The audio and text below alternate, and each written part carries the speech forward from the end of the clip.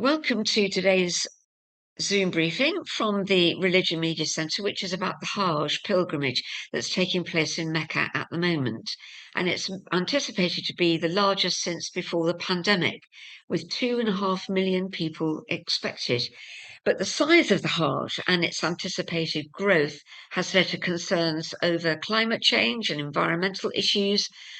Also, its ticketing allocation this year has led to many newspaper headlines here and all over the world about the frustrations from pilgrims trying to book tickets and then being bounced out from the online platform. So we have a panel to discuss Hajj 2023, and they are Mohammed Shoaib, formerly a news producer with Islam TV, Saman Javed, a reporter with Hyphen Online, Professor Sean McLaughlin, Professor of Anthropology of Islam, Muslim Diasporas, is a very long title, Professor, University of Leeds, and Shaheen Ashraf, the Islamic Relief's Head of Global Advocacy, and Sohail Hanif, the CEO of the National Zakat Foundation. So a warm welcome to all our panellists.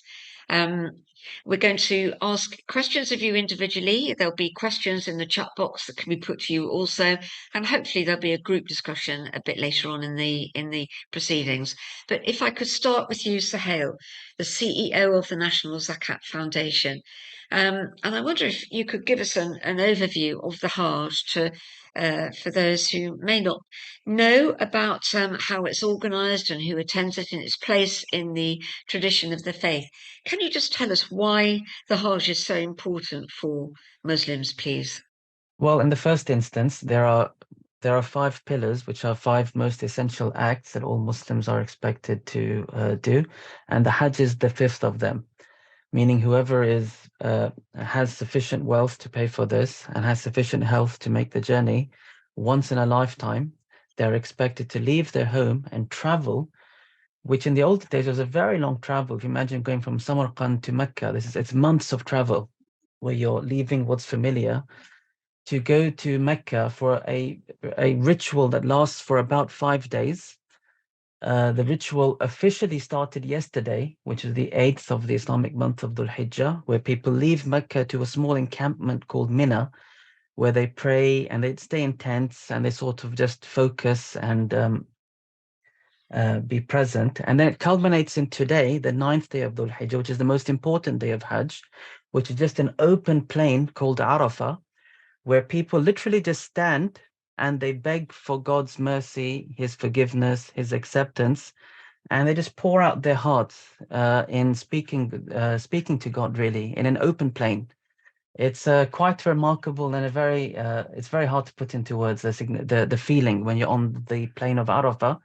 And Muslims all over the world also take part in this day, typically with fasting and prayers as well. And then tonight, the people will move to a place called Muzdalifah and they camp under the open sky and they engage in prayers in the morning. And then finally, they have 3 more days in Mina. And in those 3 days, they really partake in rituals that are believed to be representative of the practices of Abraham and his family. So it's very much considered an Abrahamic ritual. And those rituals include stoning the devil. There's 3 markers which represent the devil, and they're stoned, 7 pebbles each. And the reason is it's held that that's where the devil dissuaded Abraham from his sacrifice, the sacrifice that's celebrated in the Abrahamic faiths. Pilgrims in Mecca and also across the world partake in the Abrahamic sacrifice, meaning whoever can afford will sacrifice an animal and then share the meat with friends, family, and the needy. And then there's also going around the Kaaba in Mecca 7 times and running between 2 hills of Safa, or walking between 2 hills, Safa and Marwa 7 times, which is meant to also commemorate and the act of Hajar, we call her, or Hagar, the mother of Ismail.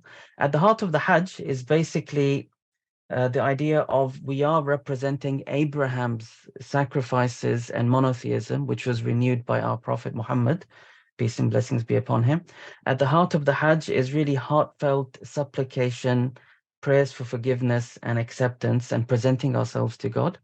And the heart of the Hajj is partaking in the unfamiliar, going around the Kaaba. It's a series of unfamiliar acts, which really takes a person out of what they know into what we can say really a pure expression of slavehood to God. Sorry for a very long answer, but just an overview of what the Hajj is and what it signifies. And have you been there yourself, Yes, I Sahel? went in 2004 with my wife.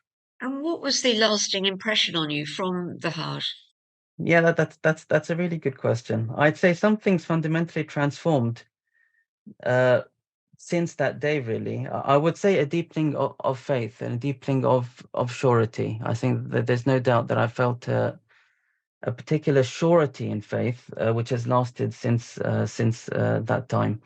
I think particular journeys in my own life also started from that time as well.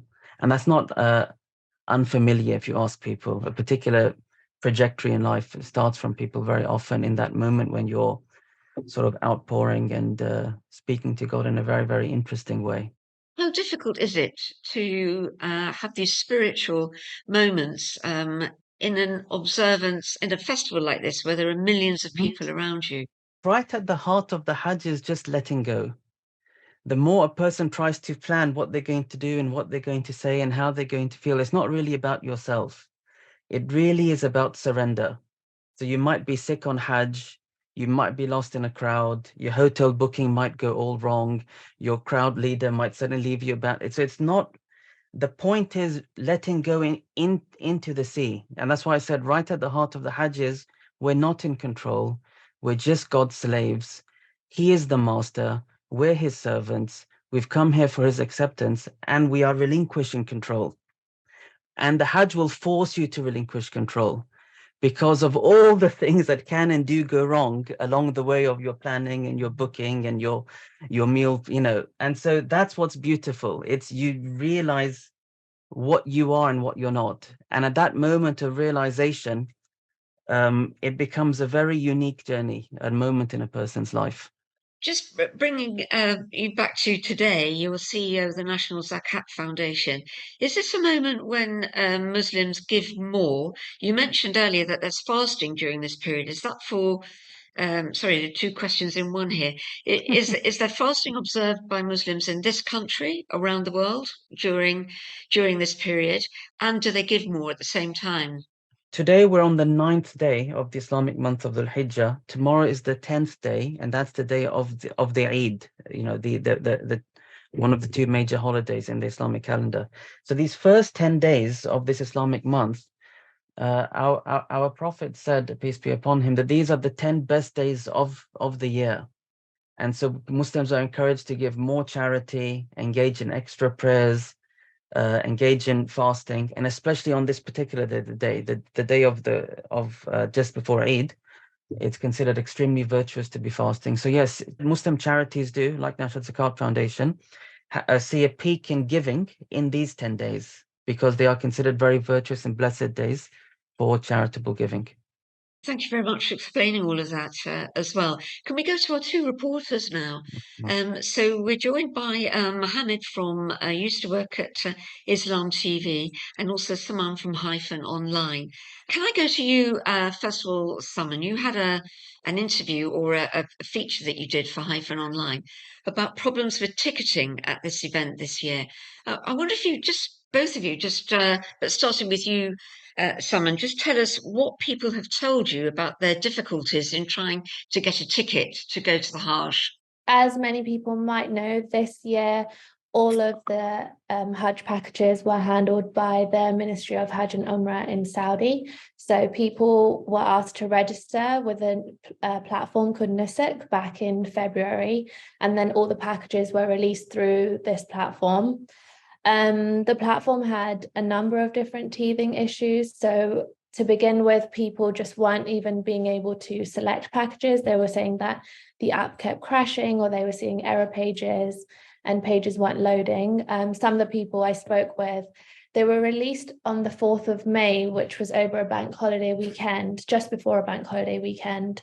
And some people said they literally spent the whole of those 3 days trying to just add packages to their basket, and they weren't successful. Then we had some people who kind of received emails asking for payments, but they hadn't received confirmation of their bookings. One of the ladies I spoke to, she actually then did receive confirmation and received a deadline to send her payment across. She then sent some of that money. She parted with just under £6,000, and then later was told that actually her booking didn't even exist. So these were the kind of problems that people were facing. And then on top of that, the customer service, because it was all then based in Saudi, people just weren't really getting any answers. So there was just a lot of confusion. And I think, so some people kind of compared it to like a rat race almost, and trying to get concert tickets, which is obviously not, Hajj is like a really special, important time in Muslims' lives. And so I think it was just pure chaos for so many people.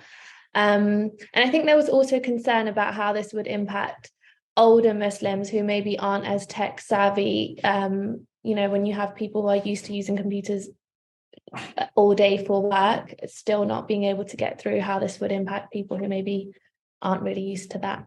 Thank you. Mohammed, could you tell us, is this a problem that's just occurred this year? Has it been developing over previous years? What's your experience of reporting it? Thanks for having me, first of all. This is the second year in a row in which the Ministry of Hajj has sort of taken over the Hajj packages. So the first time it happened was last year.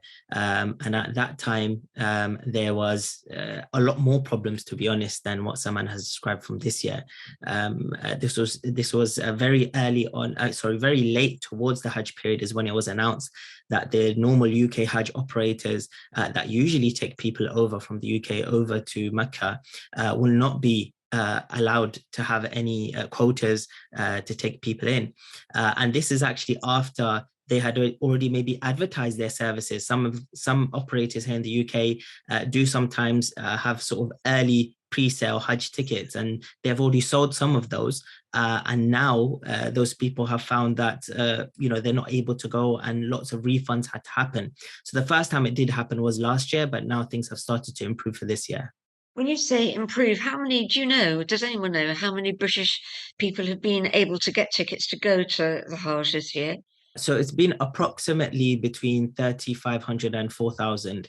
The exact figure I'm not sure, but it's in between that amount, which is a lot less than what they used to be in previous years. So in previous years, you would have had between 25,000 to 30,000 people from the UK that were able to go over to Hajj, and now it's reduced significantly.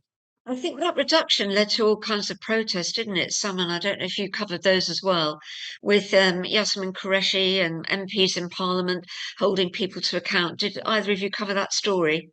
There was the APPG for British Muslims and the APPG for Hajj and Umrah, the all-party parliamentary groups, who did meet with officials from the Ministry of Hajj, for example, also the Saudi Arabian ambassador to the UK, Prince Khalid, and they went to lobby him and to ask if things can change and if the quota can be opened up again because of the amount of distress that is coming from the British Muslim community. But unfortunately, they did stick to what they had put out, and the quota hasn't changed. And they say this is because they want a fairer system. The system they've put in place is one pilgrim per 1,000 Muslims within the population of the land. And they say that this is the same system that they use in other countries, in Muslim majority countries. And so they wanted to ensure that in Western countries, the same system was being followed. But in Muslim majority countries, was it the same? Aren't there more people going to the Hajj from Muslim majority countries? With the ratio, of course, there would be more in terms of if it's one per 1,000 Muslims, of course, they would have a lot more from Muslim majority countries going. But they felt that the UK was getting some sort of special treatment, and that it would have been better for them to follow this sort of fairer system. I don't know if either of you could comment on this. There was one story I saw that said British Muslims were using their second nationality and picking up tickets from Pakistan instead, without going through the British channels. Saman, did you cover that? It's something that came up in my reporting. There's the huge economic disaster in Pakistan at the moment. So what we found there is that quota wasn't actually being filled. And so some of the people that I spoke to had family members who had taken the Pakistan route. They said that it was still, I mean, quite expensive. They were still paying between kind of 6,000 and 9,000 for a package, but it was still slightly cheaper than the packages here. And again, too expensive for people in Pakistan. So some people were taking that route. And some other people that I spoke with have planned to take that route for next year. So they have now applied for their passport and for the ID card in Pakistan, which takes about 4 months. So it was a bit too late for them to do that this year. But they think that would be a safer option for next year if the quota remains this small. What are the kind of residual feelings that you've come across or that people have told you about having gone through this experience and feel prevented from observing something that they're required to do? From the people I spoke to, they're just really heartbroken. It's just something that people have been saving up for a really long time. Obviously, we've had the pandemic where they were kind of prevented from going. And so this is the first year that they really thought they were going to be able to do that. And yeah, I think people are just really devastated.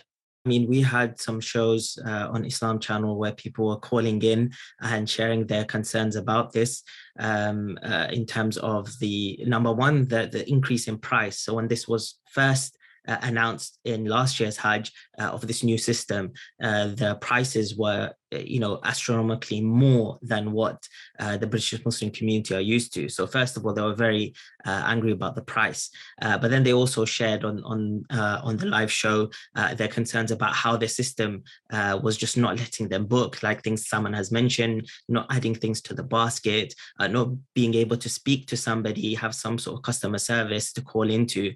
And as you can imagine, people save up their whole life for this type of opportunity, and they hope that they can go, and all of a sudden the system has totally changed and now they're unable to make that journey. Thank you both very much indeed. And I wonder now if we could turn to another of our guests, please, Shaheen Ashraf, Islamic Relief's Head of Global Advocacy. Now, Shahan, there's another area of concern about Hajj 2023, and this is about the effect of the Hajj on climate change, particularly with the number of Muslims who attend, 2.5 million from all corners of the earth.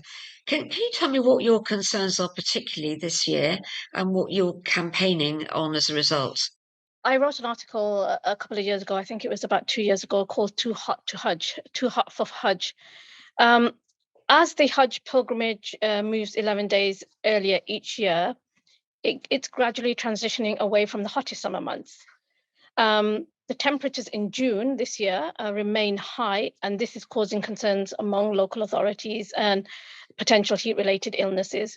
And what you'll find is that even though the temperatures go up to 113 degrees Fahrenheit, they don't fully capture the experience of the heat that is experienced by the pilgrims. What happens is we call it the penguin effect, where crowds retain the heat. It exacerbates the already sweltering temperatures.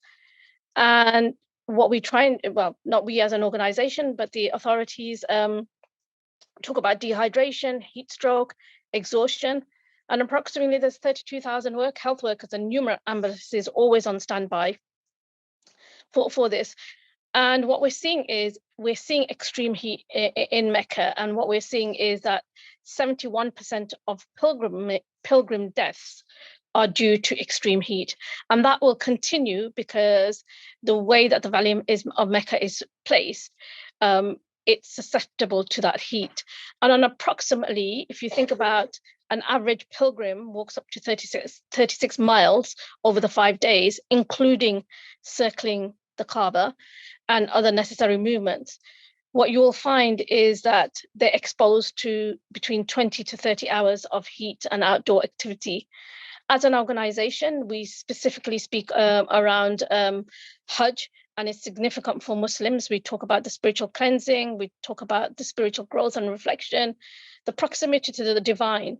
But what you will see, and what we will be saying as an organization, is that we will continue to talk about the increased temperatures. We continue to speak on greenhouse gas emissions that come out of Saudi Arabia as a result. What we will see is what was described in 1807 by a pilgrim who eloquently put it, the 1,000 dangers and the various hardships that they go through. But I think one of the things, Ruth, is thinking that the climate models that we have right now, including that wet bulb temperature is at 29 degrees Celsius, what we'll see is between 2045 and 2053, that will be much worse. And in order to safeguard pilgrims from the extreme heat, we're going to have to do a lot more.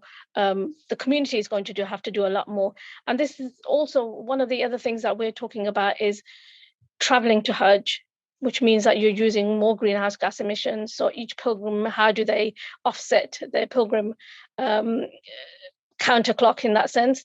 And there's all the other things that would happen as a result of it as well, including how do you dissipate heat? How do you look at the human perception on this? There's an organisation I found called Ummah for Earth, which is all about tackling climate change in relation to the Hajj. And they and others are particularly concerned about this vision from Crown Prince Mohammed bin Salman that he wants to see 30 million pilgrims take part in the Hajj and Umrah by 2030. I think I've got that right. And if that happens, 2.5 million at the Hajj this time, that would be a tremendous increase, won't it, in aircraft travel, apart from anything else, planes, all kinds of travel, which will increase climate change concerns? Yeah, absolutely. Not only are you looking at the atmospheric ocean global climate models, but you're also looking at future change within this space. But if we don't act with that mitigation, that heat stress level is going to go to extreme dangerous points. We see that in places like Pakistan at the moment, where you're seeing vast majority of land, like in Jakarta, at 50 degrees Celsius, and people are unable to operate or live in those areas. You will find exactly the same here. What we need to do is to look at considerable mitigation tactics, including reducing greenhouse gases, look at aggressive adaptation measures, and that would have to happen during this high heat stress risk as a result of it. And the other thing is, yes, we've got the technology and the infrastructure to mitigate the heat, making the pilgrimage feasible. But as you put more air conditioning on, as you ensure the safety of those who are, those who are Hajis, you're going to come across increasingly challenging and costly effects upon the pilgrim. And when you think about it, when you think about those people, and others have mentioned Saman and Shoaib and Suhail, they also mentioned that mostly people who are sometimes mostly economic disadvantaged Muslims who saved up for years will go to Hajj. And that means one Hajj in a lifetime. But you have to think about the year that this will take place in. So one of the mitigations could be that we have an age limit later on as it becomes hotter, similar to restrictions imposed during the pandemic to ensure the safety of pilgrims. Just probably thinking about mitigation measures on that, including the greenhouse gas emissions as well. You mentioned earlier that 71% of deaths occur at the Hajj are down to heat exhaustion. How many people die on the Hajj? It's roughly 1 in every 1,000 religious visitors to Mecca dies. Wow. Many succumbing to cardiorespiratory attacks based on heat. Yeah. And if you think people leave Hajj to their latest age limit, so when people have retired, if you think about the temperatures in which they do the Hajj, that is most likely causes some of those cardiorespiratory illnesses. And we'll find between 2045 and 2053 that will be at its peak. There's one more set of questions to ask you before we go to the professor, if I could, Shaheen. And this is about women, because part of your work as well is on gender equality, I believe, in your work in global advocacy. Can you tell us what is the situation in the Hajj this year about allowing unaccompanied women unaccompanied by a man, to come onto the Hajj? Because that was a matter of some concern and complaint a few years ago, and I wondered, has that been resolved, or is that still a live issue? Actually, the Mahram situation has been lifted, so women are able to go to Hajj with groups of people. So that then serves as an accompanying guardian in that sense. And it's crucial for women to go to Hajj. Actually, it's an integral part of their religious journey. You know, the obligation and the equality, just like men. They perform Hajj. It's an obligatory act for women, those who are financially and physically capable of performing that. Again, you know, similar, you know, the dress code is not a problem, but yes, that lifting of the mahram situation, which was done by King Salman, has allowed many women to attend the Hajj on this occasion. Have you been on the Hajj? I have. When was that? And just tell us about your experience. I went to Hajj in 1998. I went with my husband, and it was a spiritually fulfilling experience. For me, it was, I can tell you the things that I felt. For me, it was one of the fundamental obligation that I felt I had to do when I was younger, as opposed to older. That spiritual cleansing and renewal was very much part of why I went to Hajj, and purifying one's sins in that sense, seeking forgiveness and repentance. I mean, the beautiful thing about Hajj is that you see this unequivocal unity and equality. It's just a unifying event. You see people of all colors, all races, from all parts of the world, probably 183 countries, all symbolizing or dressed in simple garments, symbolizing equality and unity before God. I mean, my biggest thing for me was the spiritual growth and reflection. And as Sahel mentioned earlier, and detaching myself from worldly affairs. I mean, I work in the humanitarian sector. Every day is a crisis. So whether that's Yemen, whether that's Syria, whether that's Afghanistan, it was a really important moment of self-reflection, contemplation, and spiritual growth for me. And again, it was this fostering of a spirit of compassion, cooperation, and unity, because you could get lost in any of those doors or come out of the wrong door if you don't know, if you've come out the wrong side of KFC.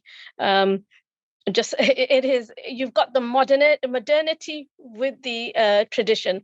But for me, it was an absolute proximity to the divine.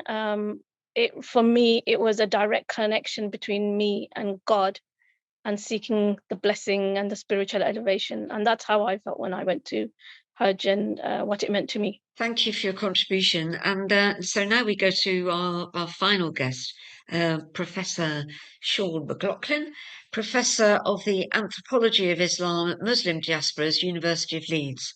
And it's an extraordinary specialism, if I could perhaps put that to you first, Professor. How did your love affair with the Hajj and your interest in it start? I first got interested in Hajj in the late 1990s when a friend of mine in Manchester told me about the independent travel that he and groups of congregants from his mosque were taking. So that was probably a time contemporary with when Shaheen was traveling. And the 1990s for the Saudis had been a time of expansion. It was a time too when there'd been some disasters, some challenges with fires and so on.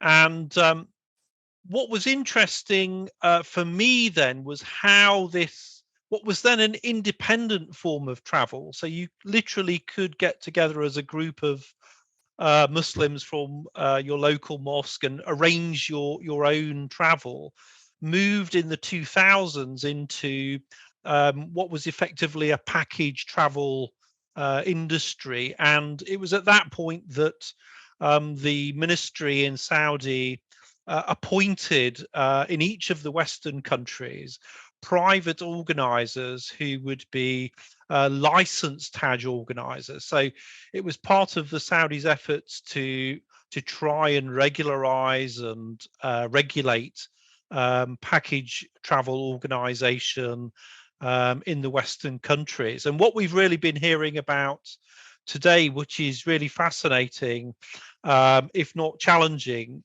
is really the third age of Hajj going amongst British Muslims and Muslims in Western countries. So we've had the independent travel, we've had the package travel organised by local agents, And then, as we were hearing from Mohammed Shoaib, in 2022, the Saudis brought all of this in-house, and they set up an online travel agency.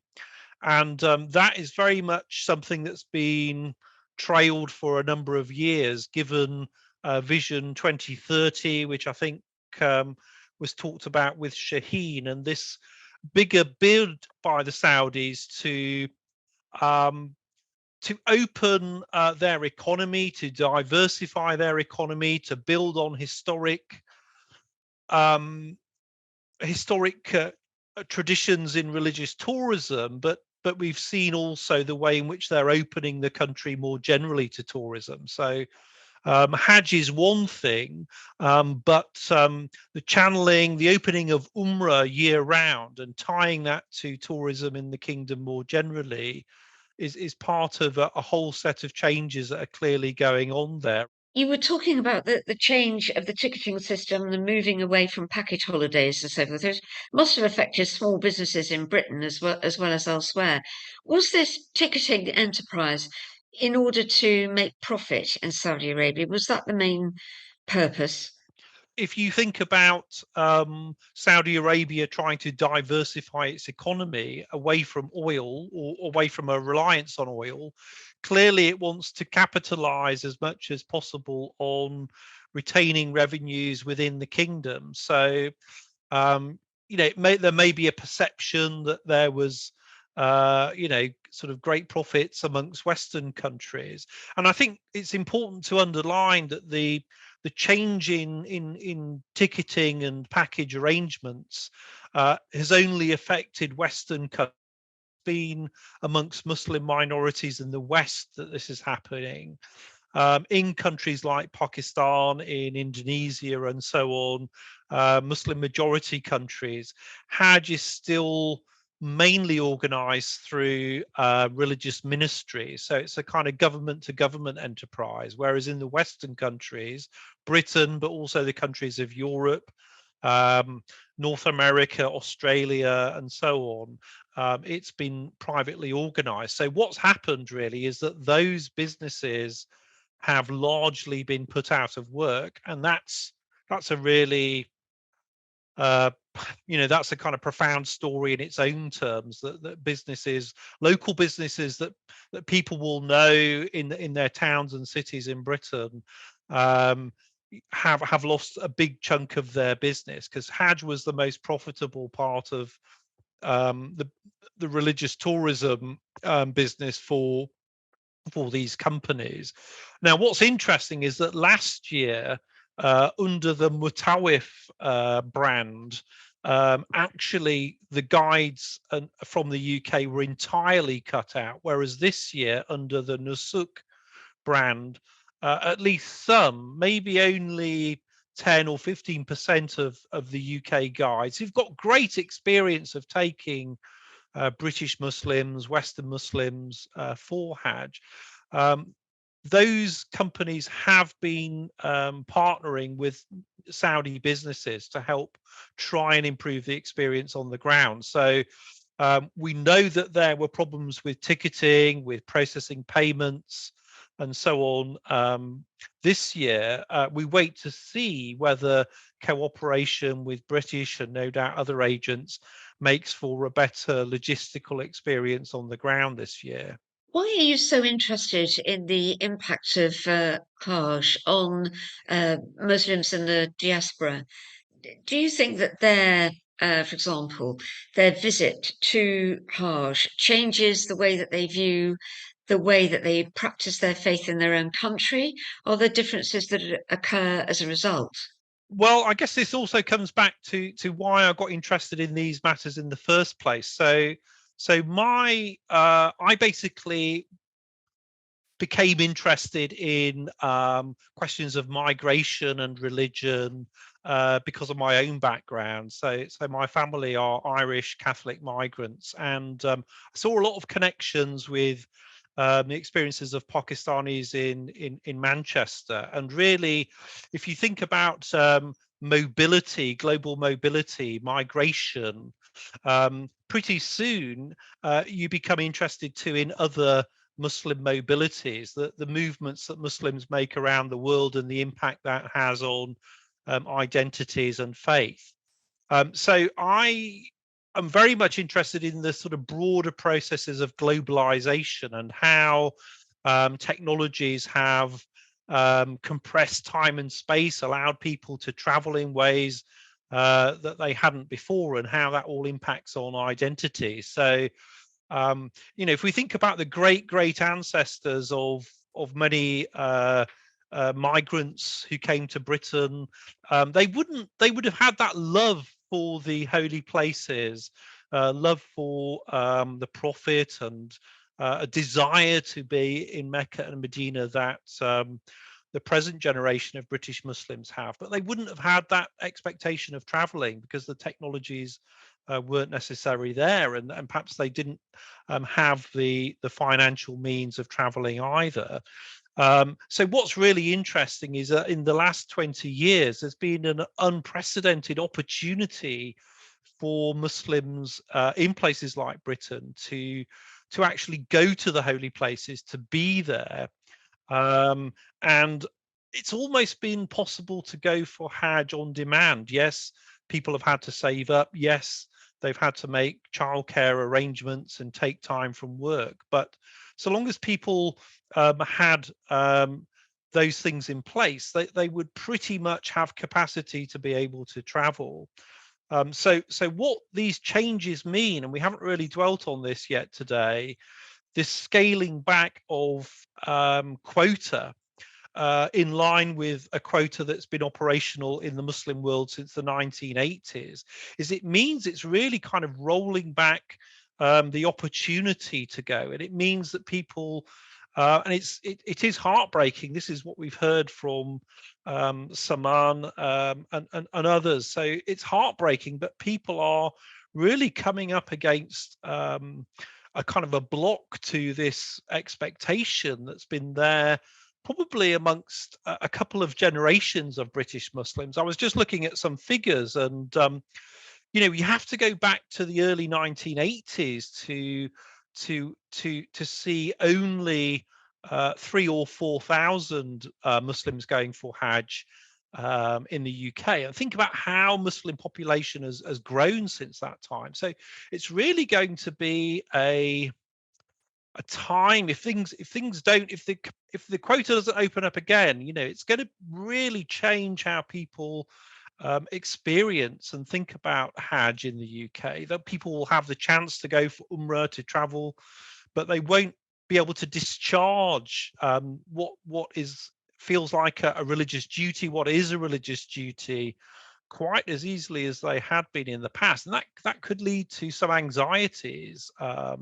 If you're especially religious, if you take that seriously, then if you haven't discharged it, then even though perhaps Islamic law will allow for those contingencies, individuals might get quite stressed about that. There's obvious criticism then of the Saudi government or the people that create the quotas over this, but is there any possibility of a change of heart over it? Are the representations continuing? It's a bit difficult to criticize the Saudis on this particular point. I mean, you can criticize them for not trailing things, for not being really transparent, for not giving people enough time to assimilate the information. But I guess waiting lists and lotteries have been commonplace in lots of other countries. I think the question of whether there are proportionally as many people in many other countries on whom Hajj is incumbent, that's one that can be debated, and I heard that discussed at the all-party parliamentary group meeting that was held in May, that was referenced earlier. I was chatting to someone on BBC Lancashire about that at the weekend. But I think it is quite possible, given that the Saudis have the ambition to grow Hajj, to double Hajj numbers. It is possible that the quotas will open up again.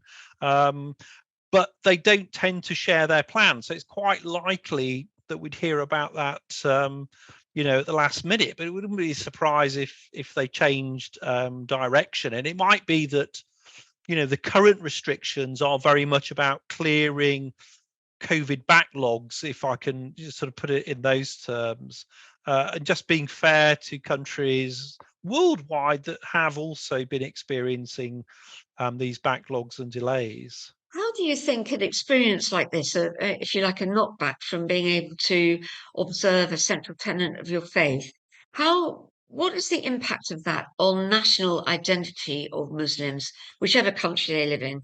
I mean, think about Britain, I suppose, as one example, but does it cause a change in theology, or a change in perspective, or a change in identity, or a different regard to the traditions and roots of your faith tradition? It would be interesting to hear on this point from our guests of Muslim background, I think. But one thing I would say, having spoken to a lot of Hajjis and Muslims over a period of about 25 years, is obviously to underline the importance that it's Allah that calls you for Hajj, and anyone that's been for Hajj has their own journey of how they managed to make that journey. And I think that whole framework of being called and the importance of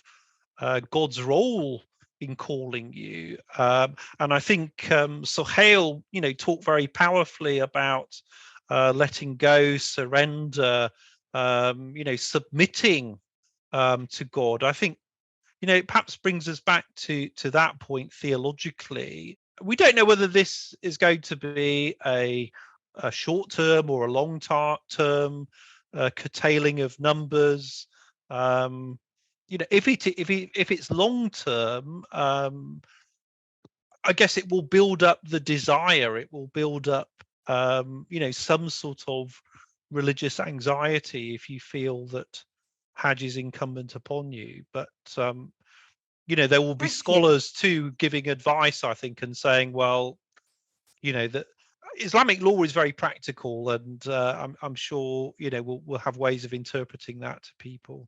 Mohammed, what would you say the impact is on British Muslims? Obviously, at the moment, immediately the impact is that many people who had plans of saving up money to go on Hajj, because of the quota, many of them are not able to, even if they have the funds available, because the places are getting booked in so quickly because of the lack of spaces that are there. I think also with the prices as they are now, and I think the prices will only increase year by year, that this means that there's many people who are not going to be able to afford this, especially those who are from what we call the rent generation, those who aren't even able to put down any sort of deposit for a home, let alone put down thousands of pounds, maybe even 10,000s of pounds for an experience of Hajj. So I think I this was is going going to to ask be, you, sorry, Mohammed, yeah. just give us the numbers. How much is it this year? So this year you're looking at, for the lowest package, is around £6,500 to the most. I mean, the most expensive can be very expensive, but you could say you could cap it at about £12,000. So somewhere between 6,000 and 12,000, where before any of these changes in this year and last year, you would have seen the average price being between 4,000 and £7,000. But now you're going into the 10,000s, which those packages were available for those who wanted more of a luxury experience. But now it's, some of those packages that are around the 10,000 mark are seen as sort of standard packages, which is quite incredible. Thank you. Shaheen, do you have a response? What impact will this reduction in numbers make on British Islam? It will have a significant impact because people are unable to perform a duty, which is one of the 5 pillars of Islam. My more worrying concern is not about this generation, it's about the next generation of Muslims who will then less likely think that this is a doable thing. And for me, it's looking at the contextuality of where we are as British Muslims today and where we will be within the next 10 years and what that looks like. And it will have a significant impact on the young. considering if you're unable to travel, the number will be reduced. Now, I know a lot of people have spoken about the contextuality of where we are in terms of our faith, but I do think it's important to understand our commitment to saving the earth as well. Also, when we look at what happens at Hajj, when we look at not just the air travel, when we're looking at the air conditioning system, when we're looking at the number of sacrifices that are made in terms of the animals that are sacrificed, the number of waste and sanitation build up, the number of, I mean, for those of us who don't get our bins emptied out weekly by the council, this whole pilgrimage actually it does not reduce waste, it increases waste. But I will also urge our communities, including Hajj tours and those who give lectures on Hajj, also to look at Muslim own carbon footprint. And I believe that the next generation will be doing that, because when I look at from where we are from Islamic relief and sustainability factors, I believe that the next group, maybe in about 5 to 10 years, will really think about not just the increasing cost, not just the increasing challenge, but their own carbon footprint. So one of the things that I think was most striking to me when I was kind of doing my reporting on this is one person said to me that if this wasn't a religious obligation on me, given the kind of challenges that they faced, they wouldn't go, which I think is quite upsetting when it's supposed to be such a special and sacred time for people, and then they're having such a negative experience, that's kind of making them double think whether they should be going. And you're the next generation, Saman. Just pick up what Shaheen was saying there. What will the impact be on you and your generation? Sean mentioned something which is, I think, rings true for Muslims across the world, that you go when Allah calls you. And I think that is kind of, despite all of the challenges that Muslims did face this year, I think that is the overarching belief that actually when it's my time and when I'm supposed to go and when Allah wants me to go, that's when I will go. So I think a lot of people will hold on to their faith in that. Thank you. So, Hale, could I ask you to sum this up for us? Perhaps just beginning with a response to the question there, which is the impact of the reduction of tickets on British Islam, and how will Hajj 2023 go down, be remembered? Yeah, sure. Actually, slightly perhaps unrelated, but recently I was in Uzbekistan, and prior to that, I was in Jordan as well. So many countries in the Muslim world have very restricted quotas actually on visiting the Hajj. And so that's actually, if you look historically back, we as British Muslims have surprisingly, relative to the size of our community, we have very, very good access actually. And British Muslims can sometimes go frequently, multiple times in a year. So we're coming from a set of, if you look at the global view, we're quite a privileged community who've had a history of very good access to the sacred lands. And that's something for us to appreciate and be grateful for. The Imam of my mosque, where I used to memorize the Quran, this is back in the late 90s, he used to do Hajj every single year. And that's unheard of. If you, in many countries of the Muslim world, you'd ever get visa applications like that. And one other odd story from this is the generation, my mum's stepmother, they used to have very limited quotas when they applied for Hajj. This is in Pakistan in the early 20th century. So you'd apply for a Hajj quota, and her stepmom was refused 7 years in a row. And each year it was like someone had died, they'd have to comfort and console, and then you wait again next year. So the global experience for the whole last century has been one of applying, waiting, seeing if you'll get the opportunity. And so we've been quite privileged in just, the per capita allowance has been very, very good for us. So I think it's part of our our history as British Muslims. And I think it will continue being a very strong and positive part of our story, because we have such a strong tie to the Holy Land. We've reached the end of the hour. It was a very interesting discussion. Thank you, everybody, for taking part. And I hope you'll join us again for similar discussions in the future. But for now, thank you and goodbye.